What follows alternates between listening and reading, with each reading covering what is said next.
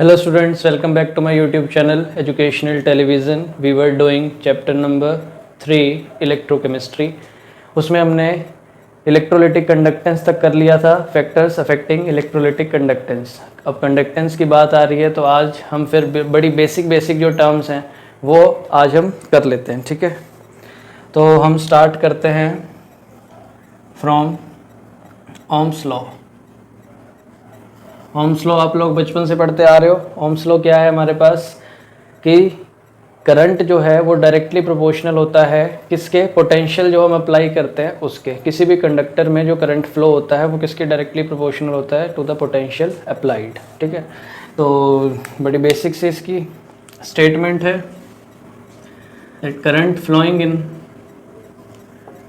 Flowing through a conductor वो क्या है, इज डायरेक्टली प्रोपोर्शनल किसके proportional, to the potential across the conductor.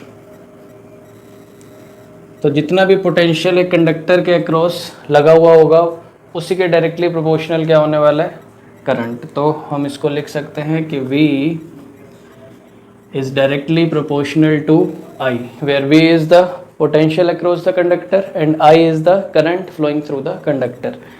Proportionality जब ये हटती है तो proportionality constant लगता है which is equal to this R. तो ये R जो है यही क्या है, proportionality constant हमारे पास. This R is known as resistance. ठीक है, अब रेजिस्टेंस का मतलब क्या हुआ, रेजिस्टेंस आपको वर्ड से ही सजेस्ट हो रहा होगा क्या, कि रेजिस्टेंस का मतलब क्या हुआ, किसी चीज़ को रेजिस्ट करना, किसी चीज़ को रोकना. तो करंट फ्लो होने से रोकना वही क्या है हमारे पास, रेजिस्टेंस. ठीक है, तो रेजिस्टेंस की अगर मैं आपसे बोलूं तो अब आप लोग भी लिख सकते हो इसकी डेफिनेशन. रेजिस्टेंस एक्चुअल में क्या है, it is the hindrance to the flow of current to the flow of current in a conductor. तो किसी भी कंडक्टर में करंट फ्लो कर रहा है उसी के पाथ में जो हिंड्रेंस प्रोड्यूस करेगा वही क्या है, रेजिस्टेंस. और अगर मैं कहूँ कि रेजिस्टेंस का एक्सप्रेशन यहाँ से फाइंड आउट करो तो वो क्या आएगा, आई जब इसके डिनोमिनेटर में आ जाएगा, है ना, इधर जब डिनोमिनेटर में आएगा तो V बाई आई. अब V इसकी यूनिट क्या होती है, V की वोल्ट, करंट की यूनिट क्या होती है, SI यूनिट एम्पियर, रेजिस्टेंस की यूनिट क्या होती है, ओम. तो 1 ohm will be equal to 1 volt upon 1 ampere. तो 1 ओम जिसका कि सिंबल क्या है ये, is equal to 1 volt per ampere. यानी कि जब 1 वोल्ट पोटेंशियल डिफरेंस जो है वो अप्लाई होगा किसी भी कंडक्टर में और 1 एम्पियर करंट उसमें फ्लो कर रहा होगा, तब हम कहेंगे कि उस कंडक्टर का रेजिस्टेंस कितना है, 1 ओम. अब जो रेजिस्टेंस है ये और किन फैक्टर्स पे डिपेंड करता है, जो रेजिस्टेंस है वो डायरेक्टली प्रोपोर्शनल होता है किसके, L, where L is the length of conductor. L क्या है हमारे पास, it is the length of conductor. ठीक है, तो लेंथ ऑफ कंडक्टर के डायरेक्टली प्रोपोर्शनल है. इसका मतलब क्या हुआ कि जिस भी कंडक्टर की लेंथ ज़्यादा तो उसकी रेजिस्टेंस भी ज़्यादा. ठीक है ना, तो इसका मतलब उसमें फिर अब अगर कंडक्टर की लेंथ इंक्रीज हो गई तो उसका रेजिस्टेंस भी इंक्रीज हो गया. तो लेंथ अगर ज़्यादा हो गई तो फिर अब करंट का फ्लो होना भी उसमें रेजिस्टेंस जो है वो ज़्यादा होगी. अब करंट उतनी तेज़ी से फ्लो नहीं कर पाएगा या उतना फ्लो नहीं कर पाएगा क्योंकि रेजिस्टेंस जो हो गया वो हो गया ज़्यादा. Resistance is inversely proportional to the area of cross section. ठीक है, A is area of cross section. तो रेजिस्टेंस लेंथ के डायरेक्टली प्रोपोर्शनल, एरिया के इन्वर्सली प्रोपोर्शनल 1 बाय. अब एरिया अगर ज़्यादा होगा तो रेजिस्टेंस क्या हो जाएगा, कम हो जाएगा. ठीक है ना, तो जिस भी कंडक्टर का एरिया ऑफ क्रॉस सेक्शन ज़्यादा, अगर एरिया जैसे जैसे उस कंडक्टर का बढ़ता जाएगा रेजिस्टेंस जो है वो उतना ही कम होता जाएगा. और लेंथ बढ़ने से रेजिस्टेंस बढ़ रहा है. ठीक है, तो इनको हम कंबाइन करते हैं, तो ये आ गया L by A, proportionality constant हटाओगे तो वो लग जाता है rho L by A, where rho क्या है यहाँ पे, स्पेसिफिक रेजिस्टेंस और it is known as resistivity. ठीक है, तो रो क्या है, स्पेसिफिक रेजिस्टेंस, रेजिस्टिविटी। अब रो के बारे में अब हमने पढ़ना है डिटेल में, ये नोट डाउन कर लो पहले।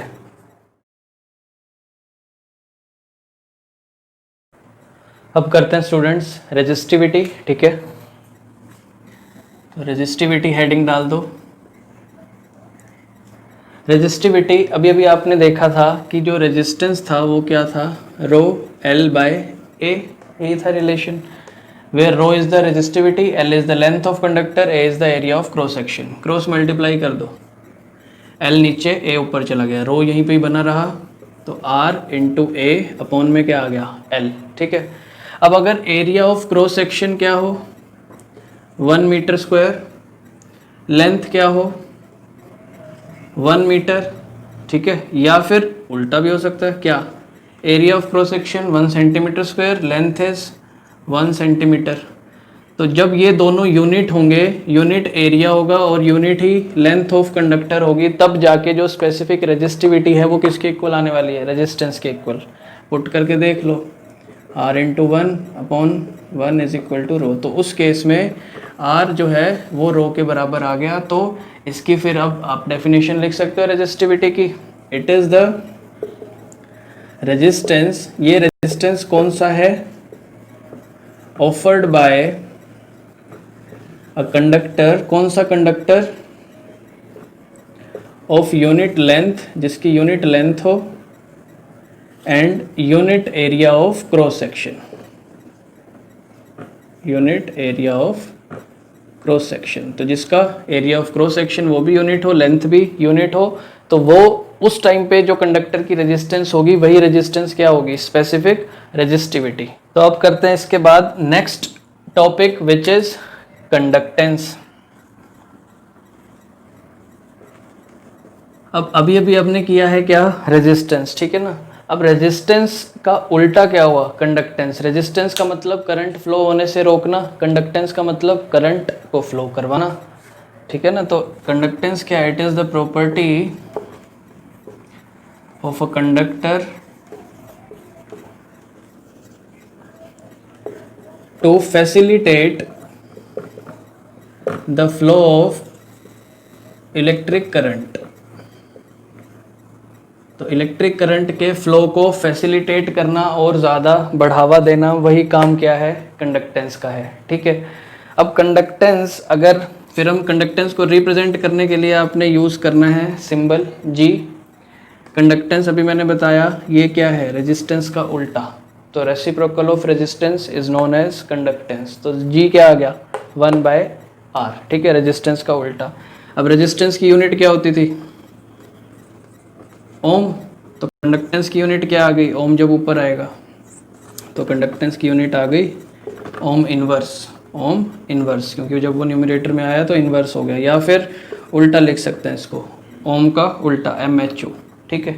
तो ये है SI unit of conductance, ohm inverse और MHO, ठीक है। अभी ये तो हुआ कंडक्टेंस। अब कंडक्टेंस कौन कौन से फैक्टर्स पे डिपेंड करेगा, किसी भी कंडक्टर की कंडक्टेंस जो है अब वो किन किन फैक्टर्स पे डिपेंड करेगी, ये भी हमें पता होना चाहिए, ठीक है ना, कि करंट कम फ्लो करेगा या ज़्यादा फ्लो करेगा, अब वो किस चीज़ पे डिपेंड कर रहा है। सबसे पहली चीज़ जो है उसमें सबसे फर्स्ट है क्या, नंबर ऑफ आयंस।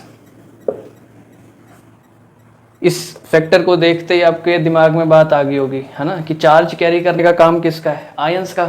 तो अगर आयंस ज़्यादा तो फिर चार्ज भी ज़्यादा कैरी करेंगे, चार्ज कैरी करेंगे तो इलेक्ट्रिक करंट भी फ्लो होगा, ठीक है। तो नंबर ऑफ आयंस जितने ज़्यादा होंगे किसी भी सेल में, कंडक्टेंस उस सेल की उतनी ही ज़्यादा होने वाली है। Second factor is magnitude of charge on each ion. Her ion पे चार्ज कितना है, कि अगर तो आयन पे चार्ज ज़्यादा है, ठीक है, तो फिर कंडक्टेंस भी क्या होने वाली है, ज़्यादा होने वाली है। चार्ज कम तो फिर कंडक्टेंस भी कम, क्योंकि जब चार्ज ज़्यादा है तो ज़्यादा चार्ज कैरी कर रहे हैं तो उतना ज़्यादा इलेक्ट्रिक करंट भी फ्लो हो रहा है। तीसरा फैक्टर और आपने याद रखना है आयनिक मोबिलिटी। आयनिक मोबिलिटी का मतलब क्या कि आयंस की मूव करने की जो टेंडेंसी है वो कैसी है, ठीक है ना। और ये आयनिक मोबिलिटी की बेसिक डेफिनेशन क्या होती है, जब हम 1 वोल्ट जो पोटेंशियल है वो अप्लाई करते हैं पर सेंटीमीटर, उस केस में जो आयंस की मूव करने की स्पीड है that is known as ionic mobility, ठीक है ना। कि जब हमने क्या किया हुआ है 1 वोल्ट का पोटेंशियल अप्लाई किया हुआ है और 1 सेंटीमीटर में हम देख रहे हैं कि किस स्पीड से वो मूव कर रहा है, दैट इज आयनिक मोबिलिटी। तो आयनिक मोबिलिटी अगर ज़्यादा है तो कंडक्टेंस भी ज़्यादा होने वाली है। तो ये तीनों फैक्टर्स जो है वो डायरेक्टली प्रोपोर्शनल है, नंबर ऑफ आयंस ज़्यादा, कंडक्टेंस ज़्यादा, और मैग्नीट्यूड ऑफ चार्ज हर एक आयन पे ज़्यादा, कंडक्टेंस ज़्यादा, आयनिक मोबिलिटी ज़्यादा तब भी कंडक्टेंस ही ज़्यादा। अब कंडक्टेंस हो गया ये, ठीक है। तो इतना नोट डाउन कर लो, फिर हम करेंगे नेक्स्ट टॉपिक स्पेसिफिक कंडक्टेंस। पहले ये नोट डाउन कर लो।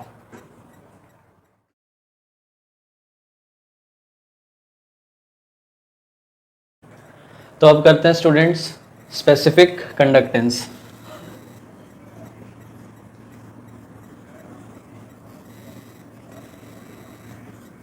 अभी आपको याद होगा हमने स्पेसिफिक रेजिस्टेंस की है, रेजिस्टिविटी रो, है ना।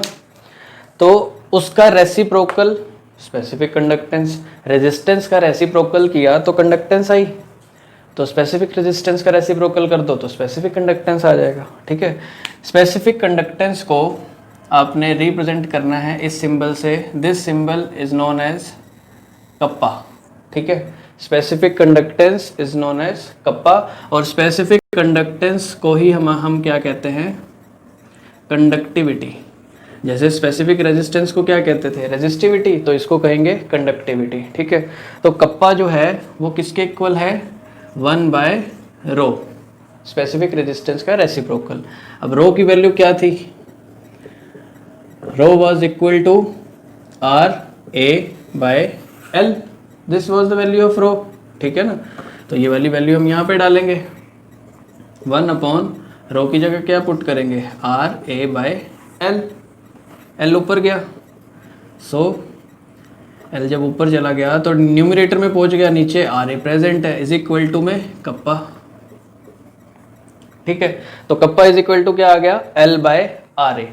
अब इसकी यूनिट्स क्या होती थी, इसकी यूनिट्स अगर आप यहाँ से देखोगे, रेजिस्टेंस की यूनिट हमारे पास क्या थी, रेजिस्टेंस की यूनिट थी ओम। एरिया अगर तो सेंटीमीटर स्क्वायर ले रहे हो तो सेंटीमीटर स्क्वायर, तो लेंथ भी फिर सेंटीमीटर में लेनी पड़ेगी, 1 सेंटीमीटर से 1 सेंटीमीटर कट जाएगा, तो ओम सेंटीमीटर ये आ जाएगी इसकी यूनिट। अगर मीटर ले रहे हो यहाँ पे तो क्या होगा उस केस में, ओम और साथ में मीटर स्क्वायर अपॉन में फिर लेंथ भी मीटर में लेनी पड़ेगी कंडक्टर की, 1 मीटर कट जाएगा तो उस केस में ओम मीटर आ जाएगा। तो यही दो हो सकती हैं। अब ये उसका रेसिप्रोकल है, तो इसकी यूनिट क्या होगी, 1/, अगर आप लिख रहे हो ओम सेंटीमीटर तो इसकी यूनिट क्या हो गई, ओम इनवर्स सेंटीमीटर इनवर्स। समझ में आ गया होगा, ये दोनों चीज़ें ऊपर गई तो इनवर्स हो गया ना। तो 2 यूनिट हो गई, ओम इनवर्स सेंटीमीटर इनवर्स या फिर ओम इनवर्स मीटर इनवर्स। तो आप लिख सकते हो SI unit of specific conductance is, these are the 2 SI units of specific conductance, ठीक है। इसके बाद एक और टर्म आती है क्या, सेल कांस्टेंट। सेल कांस्टेंट क्या है, किसी भी कंडक्टर के लिए, कोई भी कंडक्टर है उसमें हमेशा रेशो किसकी, ratio of length of conductor to the area of conductor, वो हमेशा क्या होती है, इज ऑलवेज कांस्टेंट। किसी भी सेल के लिए, किसी भी कंडक्टर के लिए उसकी लेंथ की रेशो और उसके एरिया की रेशो वो हमेशा कांस्टेंट रहने वाली है। सेल कांस्टेंट को रिप्रेजेंट किससे करना है, सिग्मा से, ठीक है। दिस इज सिग्मा, इससे हम रिप्रेजेंट करेंगे सेल कांस्टेंट को। तो सेल कांस्टेंट क्या कह रहा है, ratio of the length of conductor upon area of cross section, this is cell constant. अब हम एक रिलेशन फाइंड आउट करते हैं, कप्पा जो स्पेसिफिक कंडक्टेंस है, कंडक्टेंस जो G था और सेल कांस्टेंट सिग्मा के बीच में। अब यहाँ से आप देख पा रहे हो कि कप्पा जो है वो किसके इक्वल आया है, L/RA। ठीक है, इसको अगर आप सेपरेट करके लिखना चाहो तो ऐसे लिख सकते हो 1/R into L/A। 1/R reciprocal of resistance, ये क्या था, कंडक्टेंस, तो 1/R क्या आ गया, दिस इज G। L/A किसके इक्वल है, सिग्मा के। ठीक है, और ये वैल्यू किसकी थी, कप्पा की। तो रिलेशन क्या आया, kappa is equal to G into sigma.